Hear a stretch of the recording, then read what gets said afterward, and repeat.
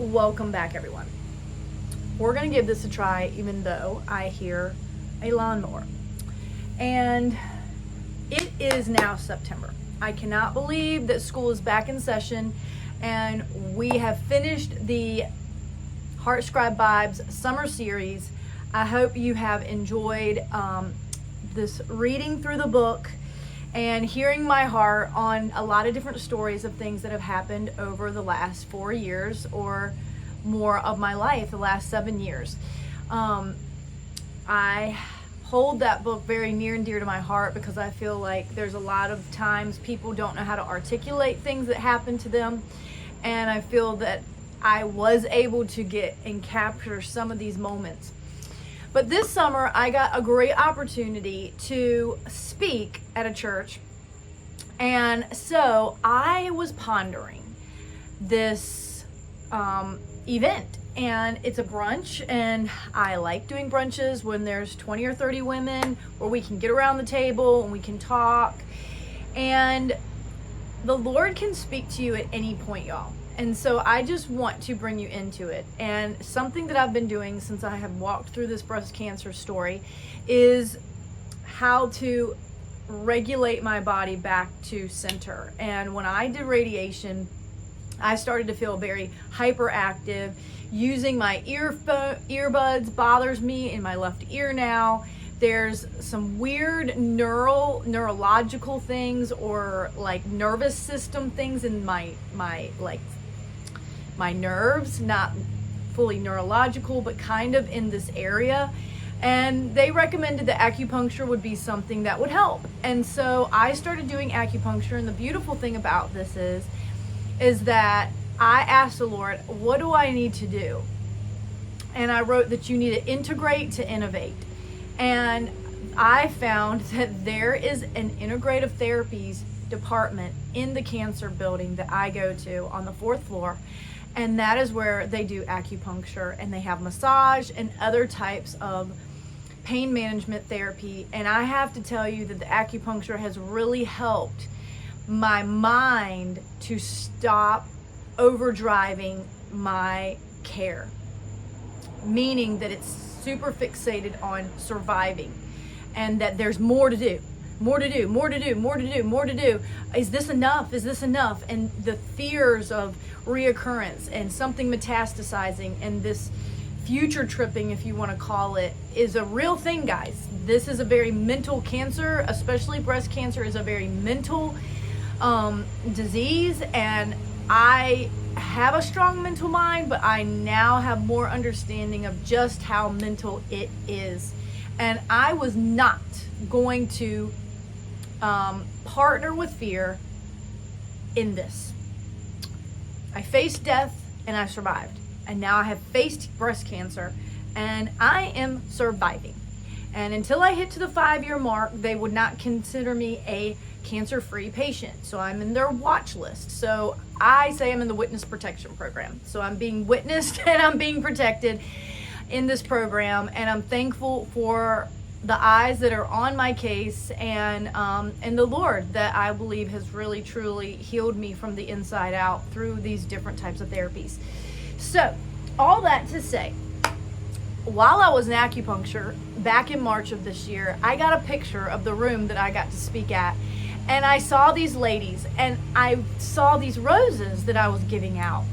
And it started to spark a thought. And there's a phrase called the Rose of Sharon, Lilies of the Valley, which is in the Song of Solomon. And that is, Song of Solomon is a book about intimacy, is a book about the conversation between the bride and the groom. And it's pretty provocative, if you want to call it that. And I had this thought, how can I develop this thing about this rose? And I really wasn't getting anywhere. And then this summer I was at a birthday party and my father-in-law started praying over this, the woman it was her 21st birthday. And he started talking about the Rose of Sharon, and he started talking about fertility. And the Rose of Sharon represents a fertile ground and a fertile land in a place of barrenness, in a place of a wilderness soil, if you want to call it. And that got my heart sparked. And I started writing some stuff down. And I said, Poppy, you did it again. You got this little girl's heart sparked about some things, and I think I have what I need to get into this message that I'm going to be speaking. And so it began. And the title of this message is The Blooming Womb. The Blooming Womb. And so I'm going to take the month of September and I'm going to unpack this passage in Isaiah from Isaiah 54. And it is called God's Tender Love for Zion. And I'm going to talk to women that have been going through some different things because it's all in the book. It is all in the book, y'all. And this passage really was like, wow. So that is my little backstory on why I'm here. And so I'm going to talk to you women especially about a blooming womb, especially women in their 50s, in their 60s, in their 70s, in their 80s. I am speaking to you this time around. Now, I'm in my 40s, so I'm including myself in this, and I could technically still have children, and I, as a widow, I'm not going to be having children.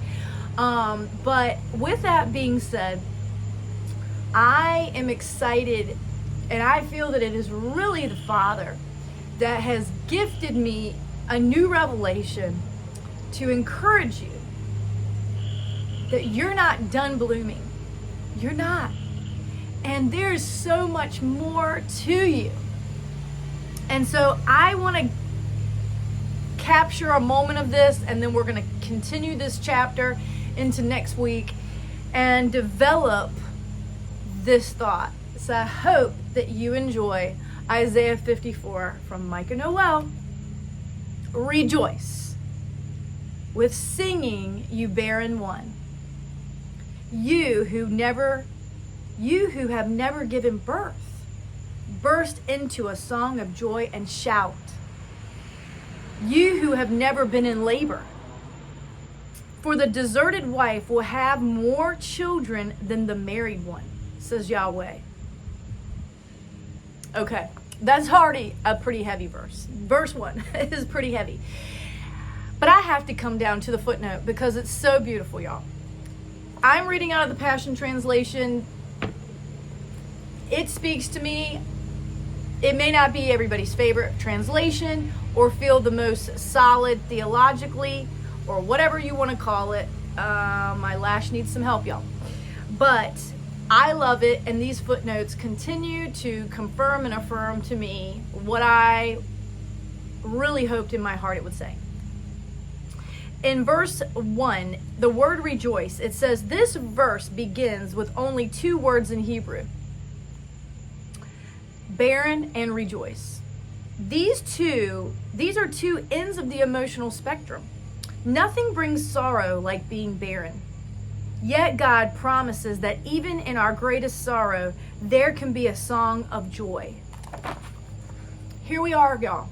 Here, a widow is getting the opportunity to speak. And I'm thinking about roses, and I'm thinking about wombs blooming, and taking a natural thing of seeing a rose bush and looking at these buds that start to bloom.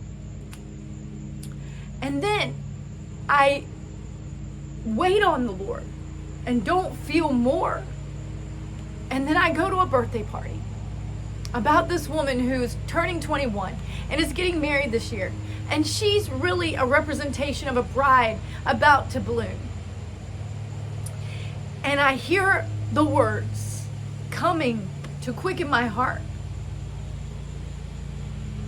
It gets me emotional because I'm so thankful to be a woman and to feel quickened by the Father on a message that I believe I'll be telling for many years to come about women. And so I'm emotional because I feel His presence on it. And I'm not gonna hold back my emotions on these videos.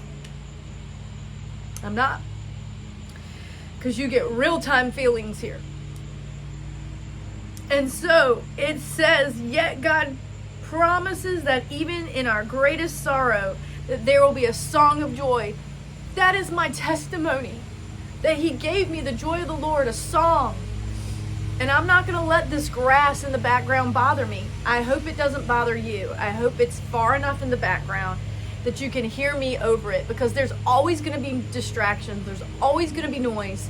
And I put myself outside so that, like, we have to cut through the noise, y'all, in our lives on a regular basis. And so that was like, wow. And let's continue. So it says, there's another footnote here when it says, you who have never been in labor. The footnote says, this verse can be viewed as the remedy for spiritual barrenness, the song of triumph and the shout of joy. Spiritual barrenness is broken by the power of worship. Where God's people are held back in worship, spiritual barrenness soon follows. Our worship has the power to bring new birth evangelism into our congregations. Worship is a mighty force to influence the lost and to bring new birth. Worship is the conduit, is the tool, is the action that creates new things, y'all. It breaks certain things off of us and it creates new things inside of us. I'm telling you, it is my testimony and it is scriptural. It is scriptural. And so I had to take this a little bit further. I journaled and asked the Lord about this. And I wrote down that barrenness is rooted in disappointment. Yikes. Barrenness is rooted in disappointment. So what breaks barrenness off of us? Worship. But how did we get to a state of barrenness? Disappointment. Disappointment. Wow. Can a widow resonate with disappointment? Yes, we can. Can a mother who has lost a child resonate with disappointment? Yes, she can. Can a woman who's gone through divorce resonate with disappointment? Yes, she can. Can a mother who is estranged from her kids or her parents feel disappointment? Yes, she can. What about actual barrenness, infertility in a woman's story, in a mother's story? Can there be disappointment? Yes, it can. We are women who walk through life, and we have to battle the roots that try to get inside of us by walking through life's disappointing moments. And I'm here to tell you that worship is how you get yourself out. Worship is the ticket, y'all. And here is verse 2. Increase is coming. So enlarge your tent and add extensions to your dwelling. It says, stretch out the curtains of your dwelling. Hold nothing back. Make the tent ropes longer and the pegs stronger. Lengthen your cords. Make firm your tent pegs. You will increase and spread out in every direction, to the right and to the left. Your sons and daughters will conquer nations and revitalize desolate cities. Your seed, it says. Your sons and daughters, your seed. We are women that carry good seeds. God's seeds. God seeds us with life, and we carry them, and they become our sons and daughters. But on top of that, when we get to a certain season, we're no longer carrying heartbeats exactly. We're carrying his heartbeat. And that heartbeat has the capability to manifest itself in so many creative ways. And for me, it's turned into songs. It's turned into blogs. It's turned into melodies. It's turned into books. All of these things are a seed that was planted in my heart. And I don't know when they were planted, but by running to the Father again and again and being watered and nourished by him, these seeds started to grow.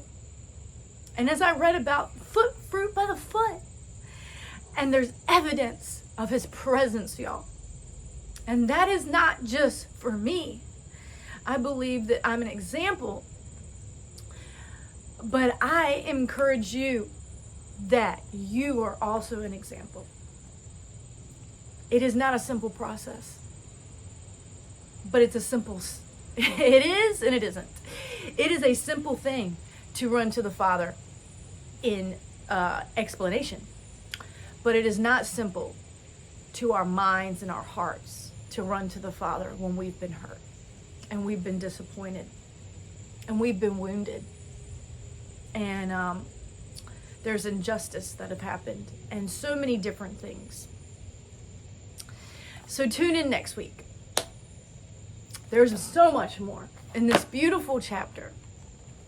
Isaiah was a worshiping prophet, and so am I. I really believe he's given me prophetic gifts. And what does that mean?